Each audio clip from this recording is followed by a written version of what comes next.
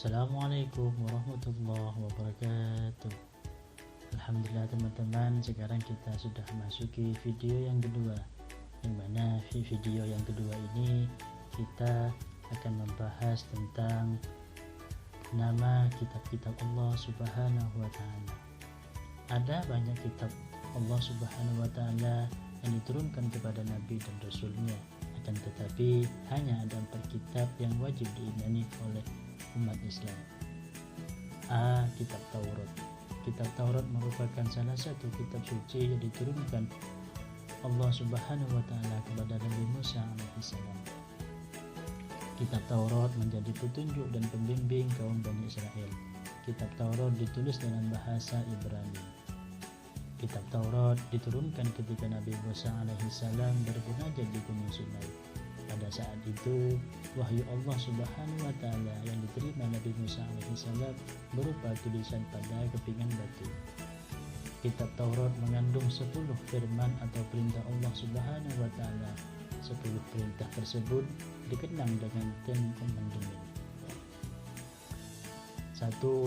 Hormati dan cintai Allah Subhanahu wa Ta'ala yang Maha Esa. 2. Sebutlah nama Allah Subhanahu wa Ta'ala dengan hormat. 3. Sucikanlah hari Sabtu. 4. Hormatilah ibu bapakmu. 5. Jangan membunuh. 6. Jangan berbuat zina. 7. Jangan mendekati atau ingin berbuat zina. 8. Jangan mencuri. 9. Jangan berdusta. 10. Atau yang terakhir, jangan mengambil hak orang lain. B. Kitab Zabur. Kitab Zabur diturunkan Allah Subhanahu wa Ta'ala kepada Nabi Daud alaihissalam. Kitab Zabur ini ditulis dalam bahasa Kipti dan di dalamnya berupa kumpulan nyanyian atau mazmur. Kitab Zabur berisi 5 tipe nyanyian. Yang pertama, pujian kepada Allah Subhanahu wa Ta'ala. 2. Ungkapan rasa syukur. 3. Berisi doa-doa. 4. Permohonan ampunan dan harapan. 5. Nyanyian untuk raja. Salah satu bukti kebenaran kisah pewahyuan kitab Zabur kepada Nabi Daud alaihissalam, salah satunya dijelaskan Allah Subhanahu wa Ta'ala pada surat Al-Isra surat ke-13 ayat 55. Bismillahirrahmanirrahim.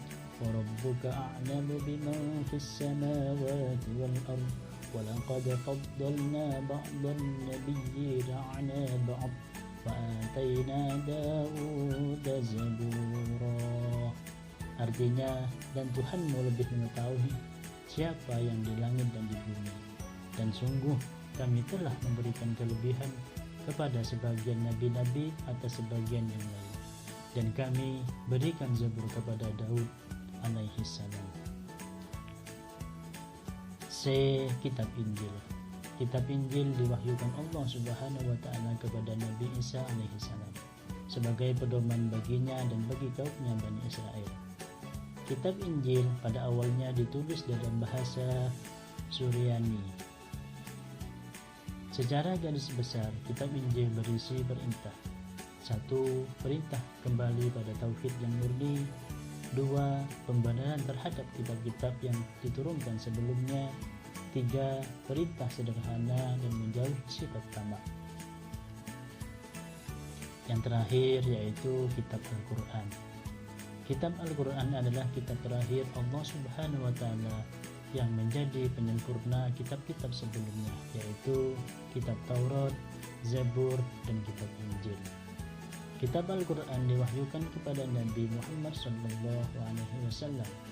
Al-Quran terdiri atas 114 surah. Kitab Al-Quran adalah satu-satunya kitab Allah yang dijaga keasliannya hingga akhir zaman. Malaikat Jibril menyampaikan wahyu Allah Subhanahu wa Ta'ala kepada Nabi Muhammad SAW dengan cara bertahap, tergantung pada waktu dan keadaan yang terjadi. Proses pewahyuan ini berlangsung selama 22 tahun, 2 bulan, 22 hari. Secara umum, isi pokok kitab Al-Quran terbagi menjadi 5. 1. Akidah. 2. Akhlak. 3 ibadah, 4 syariat dan muamalat, 5 tarikh atau sejarah. Salah satu bukti kebenaran tentang kitab Al-Quran dijelaskan Allah Subhanahu wa Ta'ala dalam Al-Quran, salah satunya pada surah Al-Furqan surat ke-25 ayat 1. Bismillahirrahmanirrahim. Tabarakalladzi nazzalal furqana ala 'abdihi liyakuna lil 'alamin nadhira.